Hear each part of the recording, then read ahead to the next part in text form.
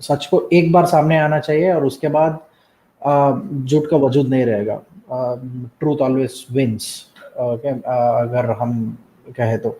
पर फिर भी कभी कभी मुझे ये लगता है, ये साइंस को हम बोलते हैं ना, आप भी आपने बोला है साइंस में सच्चाई होती है, इसी साइंस को यूज करके सूडो साइंस बना देते हैं लोग। जैसे कि अभी हम कोविड का एग्जांपल ले लेते हैं। कोविड का देखिए, कोरोना वायरस के ऊपर बहुत से डॉक्टर्स को वो अभी रिसर्च आना भी बाकी है, वो ये क्या है, कैसा फैल रहा है, ये समझने को ही बहुत टाइम लग गया हम लोगों को।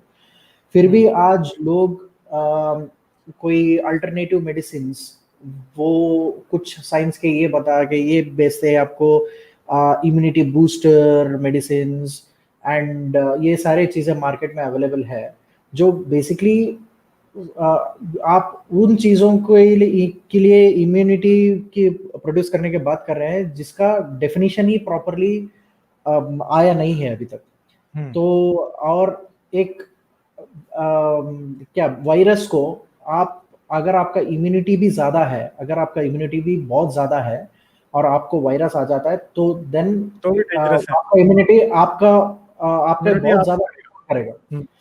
तो ये ऐसा चीज़ें हैं जो साइंस को यूज़ करके फिर ये ज़्यादा झूठ फैलाने की कोशिश करते हैं। एंड मेरा हमेशा से ऑब्जेक्शन रहा है होम्योपैथी एंड ये साइड के मेडिसिन पर, क्योंकि इनका कोई सॉलिड प्रूफ हमको नहीं दिखता, स्पेशली होम्योपैथी का। फिर भी आज मेरे कंट्री में होम्योपैथी को यूनिवर्सिटीज प्रोवाइड करते हैं, एडमिनिस्टर किया जाता है यहाँ पे मिनिस्ट्री ऑफ हेल्थ के द्वारा, कि होम्योपैथिक हॉस्पिटल्स और होम्योपैथिक ट्रीटमेंट दिया जाए। ऐसे चीजों पे आप क्या सोचते हैं? देखें, बेसिकली सुपरस्टिशन या फिर स्यूडो साइंस भी तभी फैलती है जब लोगों को प्रॉपर साइंस का आइडिया नहीं होता। और ये याद रखिए, मेरी एक बात याद रखिएगा, स्यूडो साइंस में बिलीव करने के लिए हमेशा रिलीजन की जरूरत होती है। मैं आज आपको लिख के दे देता हूँ ये बात। जो सोसाइटी जितनी रिलीजियस होगी उसके अंदर सूडो साइंस उतनी कामयाब होगी। इसकी सिंपल सी एग्जांपल है, यूरोपियन कंट्रीज में सूडो साइंस इतनी कामयाब नहीं है, ठीक है, जो मगर अमेरिका में है। क्यों? अमेरिका में ऐसा भी बंदा है जिसको ट्रंप ने जिसकी बेस पे कह दिया था कि वो रोज ब्लीच डाल के पानी में पीता है, ठीक है, और वो बाकायदा अच्छी खासी सेल करता है, अच्छी खासी सेल वो आदमी कर रहा था। एफडीए को फिर उसके ऊपर एक्शन लेना पड़ा और लोग ले रहे थे वो, और अभी भी वो मैक्सिको में चला गया था, वो वहां से फिर इलीगली डिस्ट्रीब्यूट कर रहा था अपना ब्लीच वाला प्रोग्राम सारे का सारा।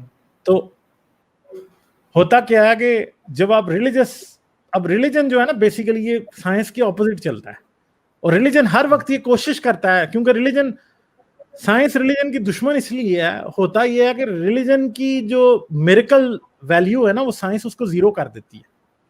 मिरेकल वैल्यू का वर्ड याद रखिएगा, क्योंकि सबसे डेंजरस वर्ड है। हर रिलीजन की एक मिरेकल वैल्यू होती है, क्रिश्चियनिटी की भी है एक, हिंदुइज्म की है एक, इस्लाम की है एक, हर रिलीजन की मेडिकल वैल्यू होती है। और साइंस जो है ना, इन सब की दुश्मन है। ये जीसस कहता है मैं पानी पे चला है, गॉस्पेल्स में लिखा है। साइंस कहती है ये लो जूते खाओगे कोई नहीं चले। मोहम्मद कहता है मैं आसमान पे उड़ के गया, ठीक है, 7वें आसमान पे अल्लाह से मिलके आया। इधर से साइंस कहती है चलो निकलो इधर से, तुम क्या बातें कर रहे हो। ये कहते हैं जी वो जो है ना लंका ढा दी, जाके जला दी, हनुमान उड़ता था, फलां ये होता था, ढमका होता था। उधर भी साइंस रास्ते में खड़ी है। तो फिर मजहब ने ना एक काम देखा है। मजहब ने क्या किया, ये जो है ना, ये भेड़िया है जिसने भेड़ की खाल पहन ली है। ये क्या करता है, it tries to sound scientific. समझ रहे हैं मेरी बात? It tries to sound scientific. 4-6 बातें पूछ लेते हैं। अब इधर से कोई बाबा आता है, वो कहता है वो जी energy is equal to mc², इसलिए अल्लाह जो है वो एनर्जी है, या गॉड जो है एनर्जी है, भगवान एनर्जी है, ईश्वर एनर्जी है।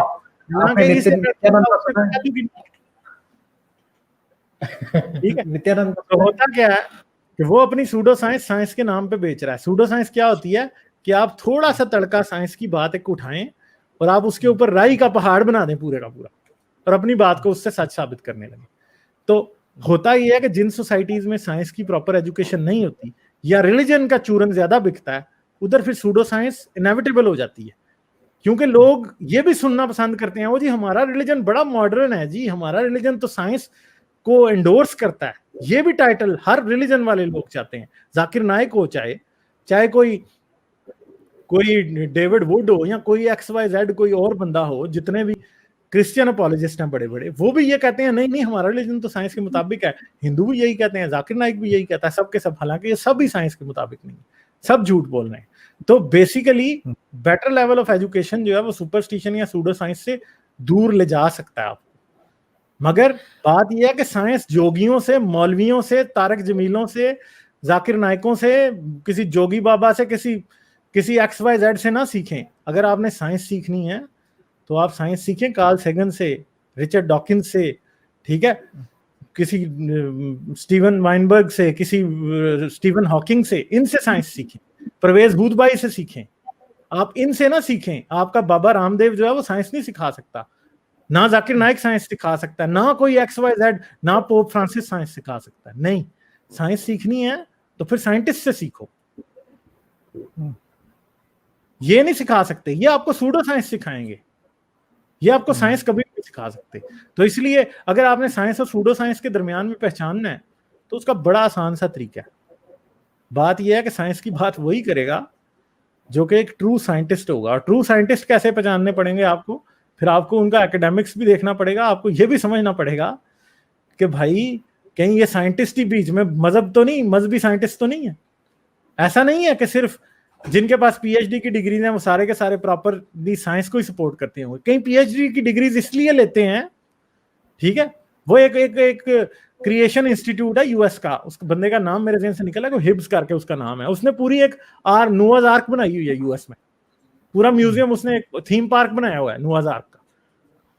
वो बंदे के पास PhD डिग्री है, नाम के साथ डॉक्टर लगाता है, मगर वो साइंटिस्ट नहीं है। वो अपनी PhD की डिग्री को यूज कर रहा है अपनी सूडो साइंस को बेचने के लिए। तो ये बड़ी ट्रिकी सिचुएशन है सारी की सारी। इसका कोई हार्ड एंड फास्ट रूल नहीं है, कोई आंसर नहीं है इस तरह का। मगर मसला ये है कि बेटर एजुकेटेड पॉपुलेशन जो है वो ही फैसला कर सकती है। सेम एज जाकिर नायक अपना मेडिकल डिग्री दिखा के इस्लाम को प्रचार करता है, सेम है ना, सेम थिंग एग्जैक्टली। पर गालिब भाई मुझे इस बात का दुख होता है क्योंकि ये देखो मेडिकल डॉक्टर्स खुद होम्योपैथी को एंडोर्स करते हैं। वो बोलते हैं होम्योपैथी का इम्यूनिटी बूस्टर, ये सब टैबलेट्स ले लीजिए। तो मैं बोला सर आप मेडिकल डॉक्टर है, क्योंकि मेरा the person who I know basically said इसका कोई भी प्रूफ नहीं है। जो मेडिकल साइंस, जो ऐसा होम्योपैथी जैसा मेडिकल साइंस जो यूरोप, बहुत सारे यूरोपियन कंट्रीज में बोला जाता है, इसको सीरियसली मत लेना, this is not an actual science और फैक्चुअल साइंस।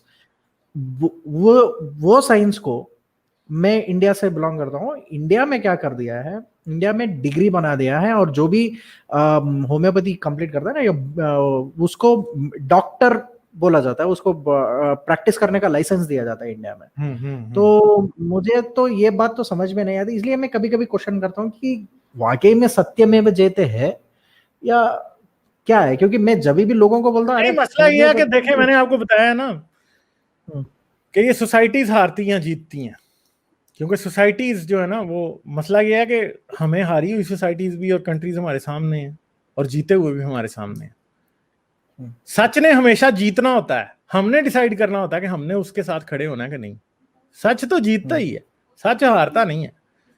और ये नहीं हो, ये होता जरूर है कि एक बंदा जो सच को साथ खड़ा होता है उसको कोई मार देता है, वो मर जाता है, मगर उसके मरने से सच हारता नहीं है। सच फिर भी जीत ही रहा होता है, मगर वो बेचारा एक कैजुअलिटी उसमें बन जाता है, ठीक है। तो इन द लॉन्ग रन जीतना सच नहीं है।